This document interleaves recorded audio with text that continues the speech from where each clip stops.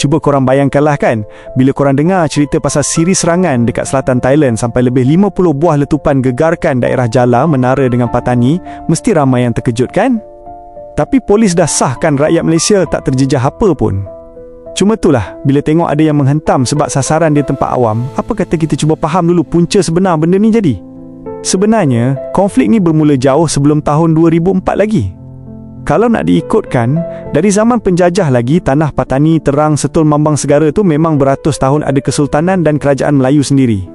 Majoriti penduduk kat sana memang orang Melayu, kecuali kat kawasan Singgora sebab kat situ majoritinya dah 2/3 orang Buddha. Persoalannya, kenapa wilayah-wilayah ni tak masuk Malaysia? Semua ni sebab pada tahun 1909, British dengan Siam buat perjanjian.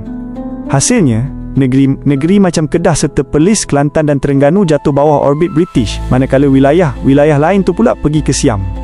Forever cut off dan paling jijik, populasi Melayu tak ada suara langsung kat meja rundingan.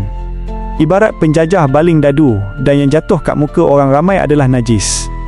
Peralihan kuasa tu aman, tapi bermula tahun 1934, umat Melayu dipaksa berasimilasi masuk dalam budaya Thai.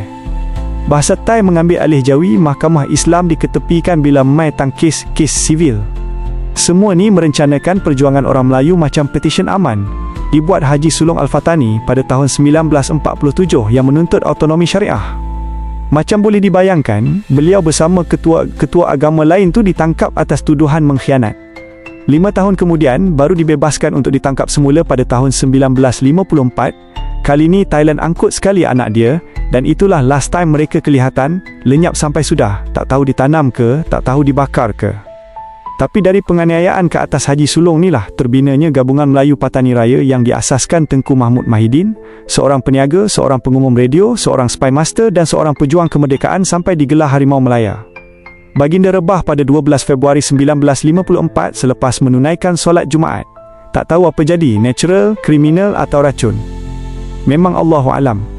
Semua ni terpahat dalam memori umat Melayu sana tu yang dilayan macam perosak, so mereka berpaut antara satu sama lain menubuhkan barisan terkemudian macam Barisan Revolusi Nasional Melayu Patani. Jujurnya tak tergambarlah perasaan umat Melayu sana tu saat mengetahui tentang laungan kemerdekaan di sebelah selatannya pada 31 Ogos 1957. Angkara tanda tangan British dan Siam, benda tu tak terkunjung kat sana, walhal identiti Melayu Patani, Melayu Kelantan dan Melayu Kedah tu tak lari jauh pun. Perjuangan yang dimula Haji Sulong menghadapi kesukaran serata tahun 1960-an, 1970-an, 1980-an kerana dikekang Thailand guna kuasa tentera dan kemudiannya konsensi politik macam saluran perbincangan, pengampunan serta kelonggaran. Tapi by 1980-an, pejuang tukar teknik yang asalnya suka kibar bendera, suka bawa sepanduk dan suka umum-mengumum, waktu tahun-tahun tenang tu, pejuang nampaknya macam hilang, rupanya tak hilang. Mereka masuk bawah tanah, underground, hidup melalui sistem pondok. Gone but alive, menanti masa letusan yang berkunjung tiba sekitar tahun 2001. Naik yang Taksin Shinawatra tahun tenang tu berakhir, kerana dia ni boleh tahan buat hal yang dibalas para pejuang. Kali ni BRN antaranya dah tak lagi kibar bendera, dah tak lagi bawa spanduk, dan tak lagi umum-mengumum, hentam, hilang, senyap. Dan benda ni mengelirukan Thailand yang pada 4 Januari 2004, something happen. Sebuah kem tentera di Menara dilanggar sampai banyak senjata dirampas. Itulah titik permulaan perjuangan selatan Thailand yang sekarang ni. 28 April 2004 pun ada juga, beberapa pondok tentera diserang, and in response, Thailand menyerang Masjid Sultan Muzaffar Shah di Patani. 6 bulan kemudiannya tu, terjadi pula insiden tak baik. Seramai 2,000 orang membantah kat luar sebuah pejabat polis di Menara sebab nak demand pembebasan 6 anggota Sukarelawan Pertahanan Kampung Melayu. Tentera bertindak keras, sampailah 85 pembantah syahid. Setuju 85 tu syahid semasa dalam tahanan sebenarnya. Laporan mengatakan mereka syahid sebab sesak nafas dan dihempap. You know what happened? Dua tangan mereka itu diikat kat belakang dan mereka ditindan antara satu sama lain dalam lori tentera stack on top of one another. Takbai itu memang kenangan sangat perit bagi orang-orang Patani. Tiada seekor pun pelaku dibawa ke mahkamah, which means 78 orang Melayu yang syahid tu tidak diadili walau sikit pun. Macam mana petisyen aman Haji Sulong tu berakhir dengan nyawanya dan nyawa anaknya, sampai kubur pun tak tahu kat mana, sampai kubur pun tak tahu ada ke tak, macam itulah 78 orang tu. Serupa tak ada nilai, dan bila marhain tempatan rasa tak bernilai, respons mereka bertambah keras. Sebab tu darilah kisah ni, kita dapat berita macam cikgu dan Sami Buddha jadi sasaran, termasuk pekerja kerajaan kat tempat umum. Thailand boleh kata serabut dah. Dari segi angkatan tentera, mereka ni lagi kuat lagi hebat, tapi perang ni tak ada barisan hadapan.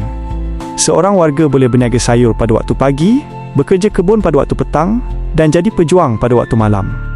Serabut mereka dibuatnya sampai mereka tangkap dan hilangkan nyawa sesiapa sahaja yang mereka syak bekerjasama dengan BRN. Betul tak? Mereka tak peduli, disyaki je, kena.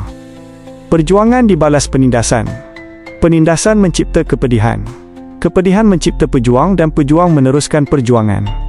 Kitaran ni berterusan sejak tahun 2004 dan Malaysia pada tahun 2013 berjaya menghubungkan Thailand dan BRN untuk berdamai, hubungkan je lah. Rundingan bermula terkandas, dimulakan semula dan digantung sebab ada isu kat lapangan. Cuma persamaan tahun 2006 dan 2004, malah 1947 sekalipun, kita nampak pejuang tak dapat tewaskan Thailand, Thailand tak dapat hapuskan pejuang.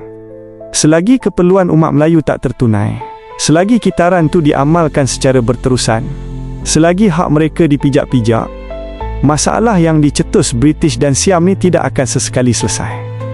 Maka pemerhatian bahawasanya jangan serang tempat awam tu hanya relevan pada minda kita yang tak tersentuh kita ni jer, kat sana realitinya tu berliku beza.